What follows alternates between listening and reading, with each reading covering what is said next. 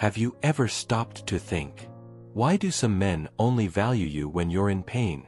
Why does silence give you more power than 1,000 explanations? Stay until the end, because what you're about to hear might change the way you face pain, and yourself. When a man hurts you, he expects you to cry, to chase after him, to beg. He needs that, because as long as you're reacting, he still controls the narrative. Carl Jung once said, "Everything that irritates us about others can lead us to an understanding of ourselves." But what happens when you break the script? What if, instead of reacting with despair, you simply didn't react? What happens in a man's mind when the woman he hurt doesn't fall apart? When she doesn't ask for explanations, doesn't argue, doesn't send long messages? She simply chooses to walk away with her head held high. You know what happens? He loses control. And with that loss, comes a confrontation with his own shadow. And that's when the real confusion begins. Not in you, but in him. Maybe you've felt that power before. The one that rises when you choose peace over conflict. When you walk away, not out of weakness, but out of wisdom. So I ask you, how many times have you been a prisoner of the reaction he expected? How many times did you try to prove you were worth it, when all you really needed was to prove it to yourself? If this stirred something inside you, don't ignore it. Drop a comment. Have you ever broken the script? Or are you still trying to be understood by someone who never really saw you? Subscribe to the channel, because in the next episodes, we'll talk about the power of silence, forgiveness, and the woman who evolves and scares. And remember, when you stop reacting, you start teaching. Have you ever noticed the power that lies in silence? Not the silence of someone who runs away, but the silence of someone who's healed. Today, you'll understand why silence can be louder than any scream. Stay with me until the end. This might be the key you've been searching for. When a woman falls silent, it's not because she doesn't feel. It's because she's learned that not all pain needs to be explained. The man who hurt you expects a reaction, expects drama, expects conflict. Why? Because as long as you're fighting, he still feels like he matters. But when you go silent, something inside him starts to crumble. Carl Jung said, "The void forces us into an unavoidable inner confrontation." And that's exactly what happens. You know what's more terrifying than a scream of rage? The emotional vacuum you leave when you choose not to react. That's when he's left, face to face with himself. No distractions. No escape hatch. Just him and his shadow. Has it ever happened to you? You walked away in silence and watched the other person fall apart? That silence is not absence. It's presence. It's maturity. It's the power of someone who no longer needs to prove anything. While he's trying to decode your silence, you're already somewhere else. Healing, growing, choosing yourself. If this message spoke to you, drop a comment below. My silence is my strength. And remember, not all silence is weakness. Sometimes, it's the revolution no one saw coming. Have you ever caught yourself saying, "This time it's going to be different"? But weeks later, you're stuck in the same cycle, with the same pain, the same ending? If so, this video is for you. How many times have you walked away, but not really left? How many times have you tried to teach through words, tears, explanations, but all you got in return was more of the same? Jung said that repetition is the soul's cry for awakening. And while you keep explaining, justifying, insisting, you're only feeding the very story that holds you prisoner. But what happens when, for the first time, you don't explain? You don't slam the door. Don't send the last message. You just leave. In silence. Without guilt. The impact of that is deep. Because he doesn't understand. He can't negotiate with what he no longer has access to. Breaking the cycle isn't just about walking away. It's about not leaving the door half open, hoping he'll change. It's leaving without a script, without an audience, without return.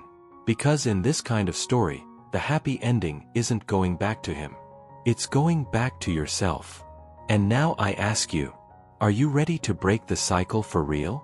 Or are you still leaving breadcrumbs for someone who never knew how to value you? How many times have you tried to be good enough for someone who never even saw half of your light? How many times did you get dressed up, explain yourself, bend over backwards, just to prove you were worthy of love? But tell me, how long will you keep trying to fit into places where you've already been hurt? You don't need to make him jealous to show you've moved on. You don't need to post hints. You don't need to change who you are to seem more desirable. The woman who heals doesn't need an audience. She just wants peace. And that's where true transformation lives.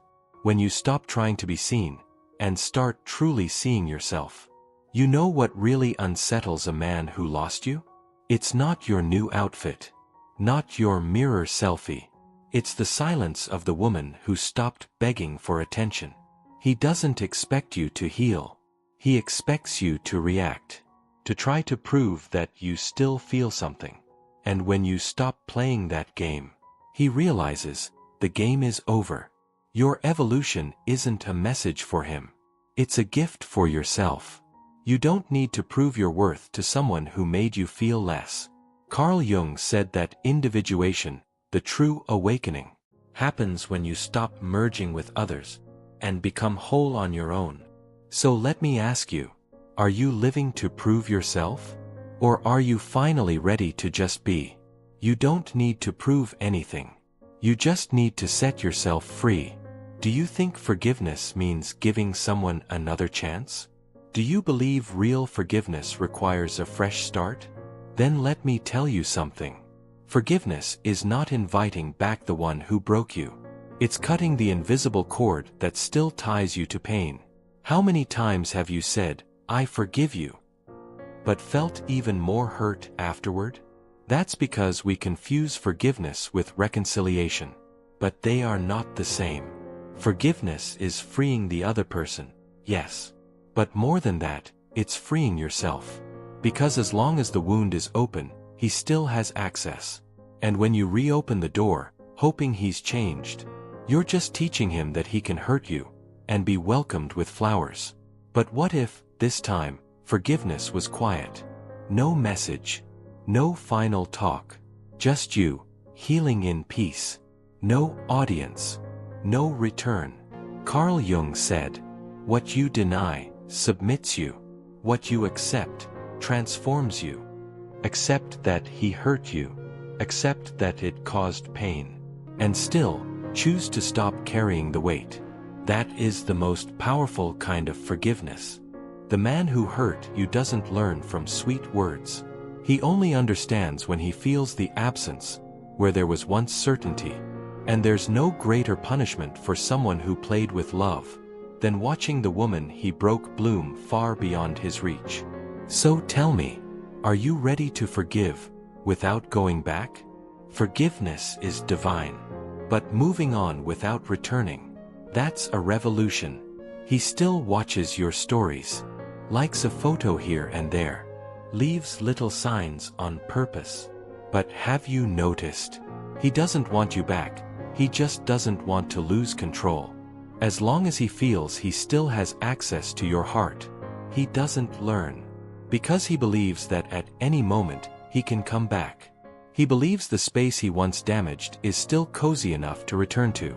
But when you truly disappear, when he realizes you're better without him, something inside him begins to crumble. The ego, and with it, the illusion of control. You know what keeps this kind of man calm? Knowing that you still think about him, that you still react, that you still leave a sign. But what happens when all of that stops? When he looks for you, and you're no longer there?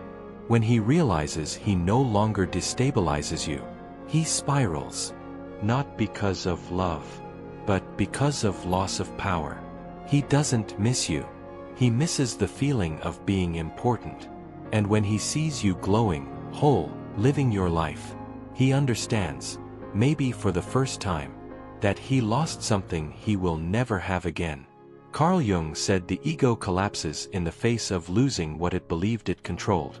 And that's where true learning begins, not through words, but through absence. When he loses control, you gain freedom. Do you know what scares a man who once underestimated you the most? It's not seeing you cry. It's seeing you bloom, alone. At first, he thought you'd beg, thought you'd fall apart without him, that your world would stop. And maybe, for a moment, it did. But not forever. Because every woman who is reborn, returns transformed, stronger, more conscious, more herself. And that's when the game changes. He sees the shift, in the sparkle of your eyes, in the softness of your voice, in the absence of your presence. And for the first time, he understands. You were never fragile. You were just hurt. Now healed. You no longer fit the story he wrote for you. Carl Jung said, "What we deny in ourselves haunts us." And the woman who blooms haunts the man who never wanted to see her light. Because now, you don't need to prove anything. You simply are. And that is enough. He realizes what he lost cannot be replaced. Because the woman he once had died in the pain. And the one who was born after, he will never reach. So tell me, are you still waiting for him to recognize who you are? Or have you already understood that your blooming doesn't need an audience? The woman who evolves doesn't scream. She transforms. And those who weren't ready get scared. You say it's over. But why are you still waiting for a message? Why are you still wondering if he's going to change? The truth is harsh, but freeing. Breaking things off for real is the only lesson he'll ever understand. Going back once, twice, 3 times, only teaches him you're a safe harbor that never truly closes. And you know what that tells him? That he can hurt you, and still be forgiven without change. That he can lose you, and still keep you nearby. There is no growth where there's a guarantee. Carl Jung said that real awakening requires letting go. And sometimes, the greatest act of self-love is not opening the door again. And what if, this time, you didn't reply, didn't explain, didn't leave the door ajar? And what if, this time, he actually felt your absence, instead of counting on your return? Have you ever thought that the greatest impact doesn't come from teaching a lesson, but from becoming unreachable? The only way he'll ever learn is by truly losing you. Not halfway, not with back and forth, but with the silent certainty that it's over.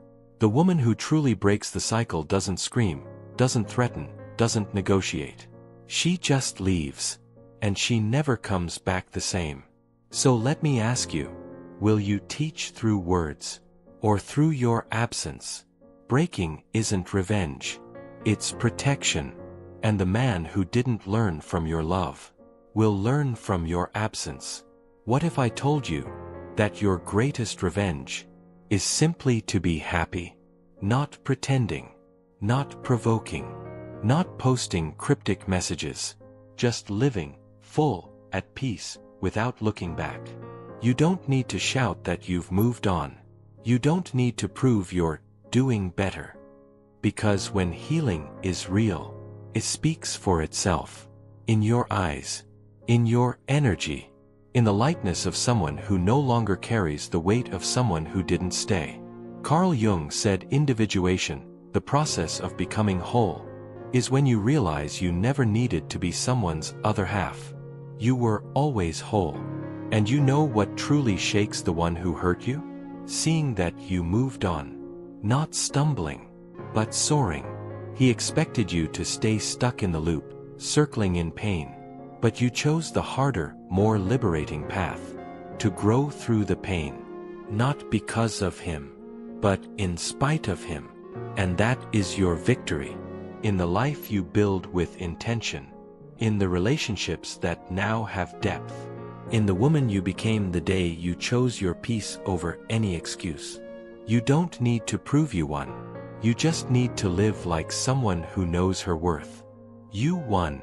Not because he regrets losing you, but because you turned yourself into a place where pain no longer lives. Do you know the value of a woman who knows who she is? It's immeasurable, because she doesn't need to be recognized to exist.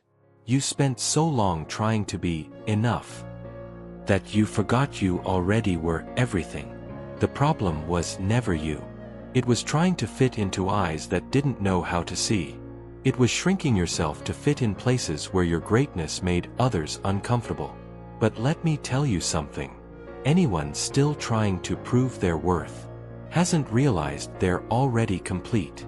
How many times have you shaped yourself to fit? How many times did you feel that if you were prettier, quieter, less intense, you'd finally be loved? But love that demands you change isn't love. It's convenience. And Jung already said it. Individuation is becoming who you truly are, not who others expect you to be. Your value is in the woman you became after the fall, in the peace you built after the storm, in the way you look at yourself now, without fear, without apology, without needing validation. Because the man who hurt you does not deserve the sacred space you've built within. And those who didn't see your worth before will now learn to live with your absence, not with your return. So now answer me, with your whole truth. Do you want to be loved or recognized? Comment below. I don't need validation. I am.